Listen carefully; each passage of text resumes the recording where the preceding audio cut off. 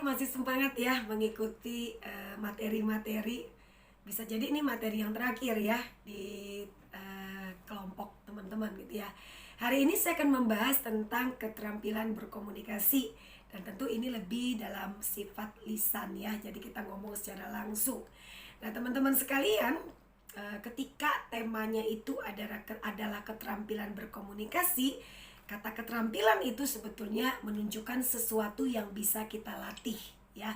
Nah, kalau kita ngomong tentang apa itu keterampilan berkomunikasi, itu adalah kecakapan atau sebuah keahlian atau sebuah kemampuan atau kepandaian di dalam berkomunikasi. Dan tidak bisa tidak, ini adalah hal yang dibutuhkan dalam kita berelasi dengan orang lain, dalam mengembangkan diri kita, dalam menjalin relasi dengan banyak orang, mengembangkan koneksi kita gitu ya, mencapai cita-cita kita, mimpi-mimpi kita. Nggak bisa enggak, kita perlu belajar untuk berkomunikasi dengan baik. Nah teman-teman, kalau kita ngomong kata komunikasi itu sendiri berarti itu ada beberapa di sini saya tuliskan. Pertama adalah usaha dari pihak tertentu untuk menjelaskan sesuatu kepada pihak yang lain. Berarti di dalamnya itu ada penyampai, ada penerima gitu ya. Nah kemudian di dalam komunikasi itu harus ada sebuah interaksi antara dua pihak atau lebih untuk mencapai pengertian yang sama atau tujuan yang sama. Jadi si penyampai ketika menyampaikan sesuatu gitu ya, harus dipahami dengan pengertian yang sama oleh si penerima. Jadi ketika kita ngomong tentang kata cinta misalnya ya, yuk kata cinta. Cinta itu si penyampai ingin bilang nih, cinta itu adalah kata kerja. Artinya adalah kalau kita cinta, kita harus melakukan sesuatu untuk yang dicintai. Ini misalnya gitu ya. Nah si penerima harus juga mendapatkan pengertian yang sama. Dia nggak bisa bilang cinta itu kata sifat gitu ya. Hari ini ada, besok bisa nggak ada. Nggak kayak gitu dong gitu ya. Jadi pada waktu dikatakan mencapai sebuah pengertian yang sama, ketika dikatakan cinta itu dalam bentuk kata kerja, berarti melakukan sesuatu untuk dicintai, si penerima juga harus menerima hal yang sama. Nah jadi ketika terjadi interaksi itu, ketika terjadi komunikasi itu, tercapailah sebuah tujuan atau pengertian yang sama. Nah komunikasi juga dikatakan sistem pertukaran informasi. Apa yang saya tahu, saya akan berikan kepada teman-teman. Baik itu secara langsung lewat gitu ya, lewat tatap muka gitu, offline mungkin ya. Bisa juga lewat kayak sekarang gitu ya, lewat online. Bisa juga lewat chat dan macam-macam lah ya. Tapi menurut Bu Ida ada banyak hal memang lebih enak kalau kita langsung ngomong, jadi bisa langsung jelas gitu ya. Kadang-kadang kalau lewat chat-chatan itu bisa terjadi konflik sih ya, nanti salah baca ya. Misalnya waktu kita baca tulisan bisa saja hati kita lagi nggak enak, kita bacanya dengan nada sesuai dengan hati kita, sehingga kita berpikir orang itu mungkin marah sama kita, padahal belum tentu gitu ya. Tapi itulah komunikasi teman-teman, bisa digunakan, bisa lewat langsung, bisa juga lewat media ya, WA, Line dan lain sebagainya. Nah teman-teman, kenapa komunikasi itu penting? Penting sekali komunikasi. Pertama adalah dengan kita mampu berkomunikasi, itu akan meningkatkan rasa percaya diri kita. Kita ketika ngomong di depan orang, kita akan betul-betul kayak percaya, dan kita bisa kayak menyampaikan sesuatu itu dengan tidak ragu gitu ya. Karena kita melihat ke suatu kapasitas, saya bisa mengkomunikasikan ini, saya terampil di dalam berkomunikasi, meningkatkan rasa percaya diri. Kedua adalah dengan komunikasi memberi kesan tentang kamu, memberi kesan tentang diri kita. Nah jadi kalau kita nggak bisa tidak terampil atau kita tidak bisa terlalu mampu berkomunikasi, bisa saja nih orang bisa menangkap kesan yang berbeda tentang diri kita. Yang ketiga adalah sarana untuk menyampaikan ide. Nah jadi teman-teman, kayak Bu Ida ngomong tadi ya di sambutan itu ya, ada banyak ide kita di dalam pikiran kita, itu akan jadi sia-sia kalau kita nggak bisa menyampaikan itu. Nah teman-teman, kita mesti belajar nih bagaimana menyampaikan ide kita ke orang lain. Kita harus belajar, karena tadi kembali lagi, namanya komunikasi adalah sebuah keterampilan. Keterampilan itu bisa dilatih, bisa diasah. Nah kemudian apalagi, membangun relasi. Dengan komunikasi, semua manusia itu membutuhkan komunikasi, karena kita butuh membangun relasi dengan orang-orang di sekitar kita. Oleh karena itu kita perlu tahu nih bagaimana kita berkomunikasi dengan orang yang lebih kecil umurnya, orang yang seusia, atau orang yang jauh lebih dewasa, atau yang lebih tua dari kita ya. Nah membangun relasi, komunikasi dipakai untuk membangun relasi. Apalagi komunikasi juga dengan kita mampu mengkomunikasikan sesuatu, minimal kita bisa mengurangi konflik. Memang sih kadangkala yang namanya konflik bisa saja sih terjadi walaupun kita sudah mengkomunikasikan dengan baik. Bisa saja. Tapi minimal ketika kita mampu berkomunikasi dengan baik itu akan mengurangi konflik-konflik itu. Apalagi teman-teman, seperti yang saya sampaikan di awal juga, pemimpin adalah pengaruh. Nah, kalau kita ingin mempengaruhi orang lain, penting tuh salah satu sarana atau medianya adalah komunikasi. Dengan cara ngomong ini kita bisa mempengaruhi orang. Untuk mempengaruhi orang untuk mengikuti mungkin apa yang ide-ide kita, pemikiran-pemikiran kita. Tentu dengan harapan ini adalah hal yang baik, hal-hal yang membangun orang lain. Nah teman-teman, mari sama-sama kalau kita ngelihat betapa pentingnya komunikasi, maka kita akan belajar melatih diri kita. Saya ingat sekali teman-teman, pada waktu saya ngajar ya, pada waktu saya pertama kali dipercayakan ngajar mahasiswa. Saya kalau ngajar siswa waktu itu sudah sering ya, saya pernah ngajar di beberapa sekolah waktu sebelum saya bergabung di Universitas Ciputra. Tapi pada waktu saya ngajar mahasiswa gitu ya, saya tuh memang nggak sepercaya diri gitu ya. Jadi saya perlu ngelatih. Saya ingat sekali saya masuk di kelas, saya tutup kelas, saya rekam, saya ngomong gitu ya. Saya lihat wah kayaknya kurangnya di sini. Saya baca buku-buku tentang bagaimana cara berkomunikasi, cara presentasi yang baik gitu ya. Saya mencoba mengembangkan itu. Makanya sampai sekarang saya bisa melihat bahwa kalau saya ngelihat awal-awal dengan sekarang, saya lihat ada peningkatan di dalam kemampuan saya di dalam berkomunikasi. Saya yakin teman-teman juga bisa akan meningkat. Jadi jangan pakai kata-kata aku nggak bisa ngomong, aku orang itu susah untuk ngomong. Jangan teman-teman. Belajarlah, kan keterampilan. Berarti kalau si A bisa, maka si B bisa, maka semuanya bisa gitu ya. Tinggal mau belajar atau tidak. Nah kemudian teman-teman, hal-hal apa yang perlu diperhatikan dalam meningkatkan keterampilan berkomunikasi? Ada 2. 1, menjadi pendengar yang aktif. Nah yang kedua, kita menjadi orang yang berbicara efektif. Apa itu? Mari sama-sama kita lihat. Orang yang mendengar aktif itu, hal-hal atau ciri-cirinya adalah gitu ya, atau hal yang harus dilakukan atau hal yang harus dimiliki agar kita bisa menjadi pendengar yang aktif. Pertama adalah konsentrasi. Sama nih kayak sekarang gitu ya, apalagi kalau itu sudah videonya 20 menit gitu ya. Yang tahun lalu ya, pada waktu kita nge-sharekan satu materi lewat video, kami suka lihat tuh kan, bisa ketahuan tuh sebetulnya mahasiswa itu tahannya berapa lama sih nonton atau lihat video. Ternyata 7 menit teman-teman, 5-7 menit, dan itu biasanya stop gitu ya. Saya berharap sekali kali ini kamu tidak melakukan itu, karena kami mencoba pemateri kali ini mencoba nggak lebih dari 20 menit gitu ya materi yang disampaikan, dengan harapan kalian bisa mendengar sampai akhir. Nah kalau kita bilang kita mendengar aktif, kita akan berkonsentrasi dengan itu. Nah pada waktu kita sudah konsentrasi, biasanya kan sudah ada yang menyampaikan sesuatu, terus nanti kita yang kedua gitu ya, setelah kita bisa berkonsentrasi itu, kita harus belajar untuk menerima pendapat orang lain.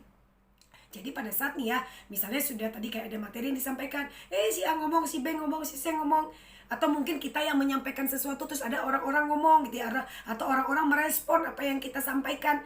Kita belajar untuk menjadi orang yang menerima pendapat orang lain. Nah setelah kita bisa berkonsentrasi dan kita bisa menerima pendapat orang lain, yang ketiga adalah kita mampu berpikir pada saat kita atau selama kita mendengar. Jadi kalau orang konsentrasi kan dengerin tuh, oh nih Bu Ida lagi ngomong ini nih. Terus kita langsung pikir, konsentrasi ya, konsentrasi itu penting. Loh penting, oh iya ya, saya pernah baca buku ini misalnya nih. Atau barangkali pada waktu kita dengar, kita juga berpikir. Sehingga nanti misalnya ketika dibilang silakan ada yang mau bertanya, orang tersebut, orang yang mendengar aktif akan lebih mudah untuk bertanya. Atau orang yang aktif atau orang yang mendengar aktif, dia akan lebih mudah untuk memberikan suatu kesimpulan. Makanya dikatakan 4 hal dalam orang yang mendengar aktif. Yang keempat itu adalah mampu menyimpulkan apa yang dibahas, apa yang didengar. Ya, jadi konsentrasi, bisa menerima pendapat orang lain, mampu berpikir selama mendengar, dan yang terakhir adalah kamu mampu menyimpulkan. Nah jadi kalau ada nih ya diskusi panjang lebar gitu ya, si A, B, si C ngomong, si D, tiba-tiba terakhir ada yang ngomong nih, terus dia gak nyambung dengan percakapan, berarti dia tidak menjadi pendengar yang aktif. Saya berharap kamu semua nanti nih kan, karena perkuliahan teman-teman akan banyak sekali kamu harus mendengar. kan dengar materi dulu tuh gitu ya, nanti disuruh nonton sesuatu dulu gitu ya. Nah jadilah pendengar-pendengar yang aktif, baru nanti ketika kamu diberi kesempatan untuk ngomong, kamu bisa menjadi pembicara-pembicara yang efektif. Apa itu berbicara efektif? Apa saja teman-teman? Pertama adalah orang yang berbicara efektif.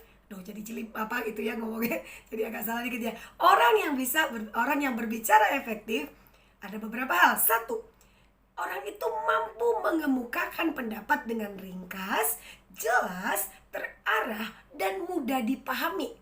Balik lagi, pengertian komunikasi kan agar orang paham. Jadi jangan tuh ada kadang-kadang orang ngerasa ketika dia ngomong pakai bahasa A, bahasa B, mungkin bahasa Inggris, bahasa apalah, semua bahasa mungkin ya, dikutip-kutip semuanya dengan harapan orang pikir, ih gila nih orang pintar. Nah ternyata teman-teman, kalau kita bilang kita adalah seorang yang mampu untuk berbicara efektif, orang yang mendengar itu mesti paham. Maka bahasa yang kita pakai pun harus bahasa yang mudah dipahami. Nggak ada guna kalau kita pakai bahasa yang di atas-atas sana kalau orang nggak paham gitu ya. Jadi kita mesti menggunakan bahasa-bahasa yang bisa dipahami. Apalagi perhatikan intonasi, mimik wajah, serta gestur tubuh. Makanya teman-teman, walaupun ini ya, ini kebayang nggak nih, kita nih semuanya para pemateri, ini kan ngerekam ini tanpa ada orang nih. Tapi kan saya membayangkan, ada yang denger ini, mahasiswa lagi denger, maba lagi denger nih. Sehingga intonasi saya nggak saya buat monoton. Jadi kita harus, kan nggak begitu. Kalau saya ngomong gitu mungkin dalam 1 menit pertama kamu sudah tutup ini video gitu ya. Nah saya ada intonasinya, mencoba kalau memang itu sesuatu yang menurut saya lucu ya saya tersenyum, misalnya kayak gitu teman-teman. Nah jadi kita mesti perhatikan itu. Jadi jangan sampai kayak kita ngomong A, kita ngomong B sama aja. Jadi orang nggak tahu nih, ini orang lagi marah atau kagak gitu ya. Jadi sehingga ini kita perlu belajar. Nah sebenarnya kata kagak itu pun mungkin untuk dalam kita lagi presentasi untuk sesuatu yang formal harusnya nggak muncul gitu ya. Karena nggak semua kata itu nggak semua orang gunakan di tempat masing-masing gitu ya. Nah saya kasih contoh langsung dari saya ya teman-teman ya. Apalagi kontak mata. Makanya saya dari tadi lihat tuh ke arahnya kamera. Supaya apa? Pada waktu kamu lagi nonton, lihat video ini, kamu kerasa bahwa saya lagi ngomong sama kamu. Iya, kamu gitu ya. Jadi kontak mata terarah kepada si penerima pesan itu. Apalagi artikulasi harus jelas gitu ya. Jangan sampai tidak jelas.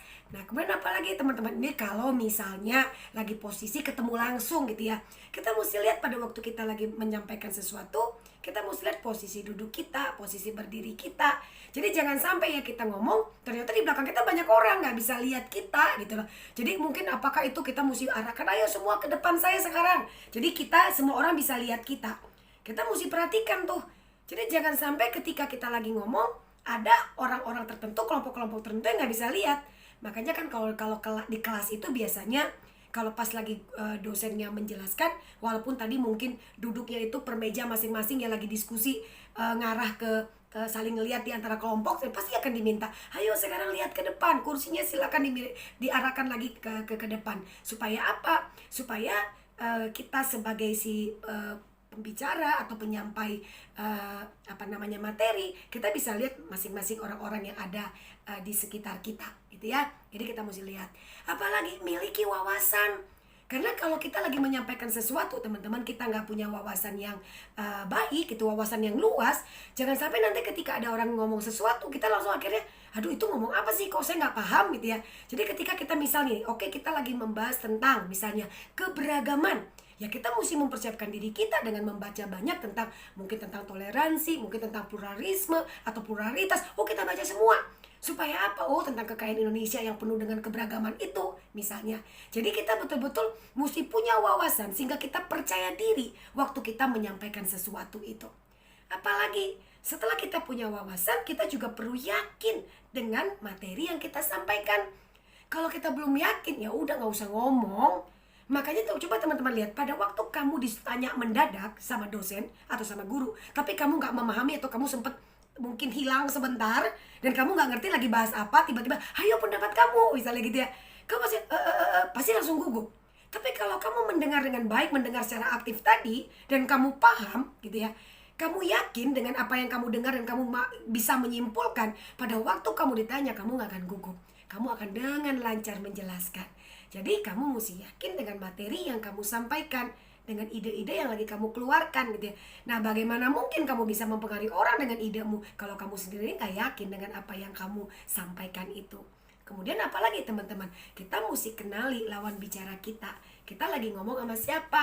Beda dong ngomong sama anak kecil, yang misalnya dengan orang yang seusia, dengan orang yang jauh lebih tua, atau dengan orang-orang yang sudah lansia. Tentu berbeda teman-teman cara kita ngomongnya. Mungkin kita kalau ke temen, kita bisa ngomong dengan bahasa-bahasa gaulnya anak-anak muda zaman sekarang. Tapi sama orang yang lebih tua, kita mesti gunakan bahasa yang jauh lebih dipahami juga oleh orang-orang yang lansia misalnya gitu ya. Kenapa teman-teman? Nggak, kita ngomongin teknologi mungkin dengan orang lansia mereka akan bingung. Ya nggak semua lansia sih. Ada juga sih lansia-lansia yang luar biasa dan mengikuti teknologi yang ada juga gitu ya. Tapi kembali lagi perlu kenali lawan bicaramu, kenali audiensmu, sehingga apa yang kita sampaikan itu bisa mudah dipahami, karena itu tujuan komunikasi. Nah, kembali lagi teman-teman, pastikan orang itu paham. Jadi pada waktu, makanya ya kalau misalnya kan sayangnya kan kita ini kan secara online ya teman-teman, saya nggak bisa lihat kamu kan. Tapi saya sering kali untuk meyakini bahwa apa yang saya sampaikan tuh orang paham, saya bisa lihat tuh. Makanya kadang-kadang saya agak sedikit pengen sekali kalau setiap kali dalam sesi saya ngajar atau apapun itu, mereka tuh on cam gitu. Jadi saya bisa lihat, oh biasanya tuh kalau orang itu gini-gini nih, berarti dia tuh paham gitu ya. Atau tiba-tiba dia bilang wajahnya agak gitu ya, kayak kayak mikir. Nah tuh saya lagi mikir, nih paham gak sih? Atau tiba-tiba kayak dia nunduk aja gitu. Nah dari mimik-mimik wajah atau sikap orang-orang yang lagi mendengar tuh saya biasanya akan lihat, nih sebenarnya orang paham atau tidak. Karena apa teman-teman? Bagian dari kita yang mampu berbicara efektif adalah kita harus meyakini bahwa orang-orang yang mendengarkan apa yang kita sampaikan itu mereka paham, ya mereka mengerti. Karena itulah suatu komunikasi baru dikatakan sukses atau berhasil gitu ya, jikalau apa yang disampaikan itu dipahami dengan jelas oleh si penerima, dari si penyampai gitu ya. Aduh ribet amat gitu ya. Jadi intinya tentu adalah apa yang disampaikan itu bisa dipahami. Kayak sekarang misalnya, apa yang saya sampaikan dalam materi komunikasi ini teman-teman bisa pahami, dan nanti tentu bisa dalam kegiatan-kegiatan yang sudah dirancang ini ya. Nanti mungkin ada kesempatan teman-teman memperkenalkan dirimu dan lain sebagainya. Poin-poin ini bisa menjadi hal yang kamu aplikasikan, kamu tunjukin nih dalam komunikasi yang akan diberikan kesempatan bagi kalian semua nanti ya. Nah itu harapan kami teman-teman. Kembali lagi ya, karena saya ingat sekali nih waktunya kan memang kita mencoba materi yang saya rasa cukup banyak dan harusnya satu-satu dijelasin, tapi karena kita harus membatasi tidak lebih dari 20 menit, dan saya mencoba tidak sampai 20 menit gitu ya, supaya teman-teman bisa betul-betul mendengar dengan baik gitu ya, dan nanti juga dapat belajar sesuatu dengan baik. Nah saya ingin akhiri gitu ya dengan pernyataan gitu ya, pemimpin itu adalah pengaruh. Belajarlah berkomunikasi agar kamu bisa mempengaruhi dunia. Belajarlah keterampilan di dalam berkomunikasi agar kamu dapat menjadi pemimpin yang mempengaruhi dunia, mempengaruhi sekitarmu, menjadi berkat, berdampak bagi banyak orang. Terima kasih teman-teman. Selamat mengikuti aktivitas selanjutnya.